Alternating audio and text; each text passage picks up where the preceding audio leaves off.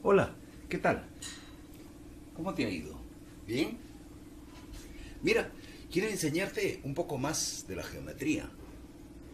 Disculpa lo elemental de este ejercicio. Se trata del tema de cuadriláteros. Quizás tú que sabes bastante te quejes, diga, uy, ¿por qué pone tan fácil? Pero piensa también en que hay personas, muchas, que a veces no conocen nada.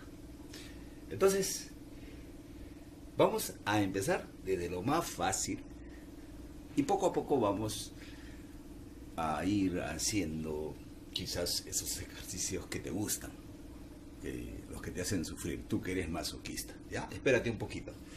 Vamos a resolver esto.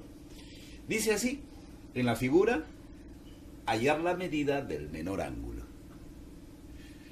Acá me han dado una figura que tiene 4 lados. Su nombre, cuadrilátero. Evidentemente, de los 4 ángulos que te dan, según los valores que veo, este es el más pequeño. En primer lugar, tenemos que calcular el valor que toma x. Y para eso se razona así. Hay un conocimiento elemental que tú tienes que tener.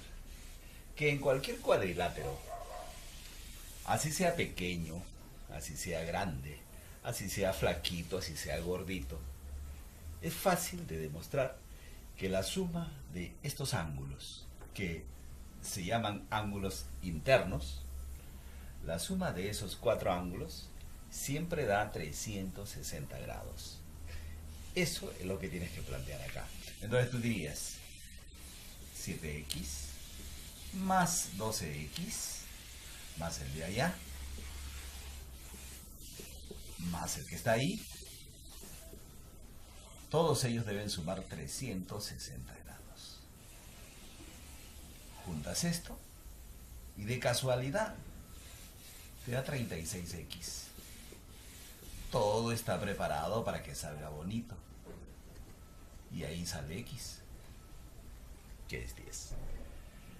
Y con eso está casi resuelto. Lo único que tienes que hacer es reemplazar aquí, que este es el menor. Ya lo sabíamos ya. 7 por 10.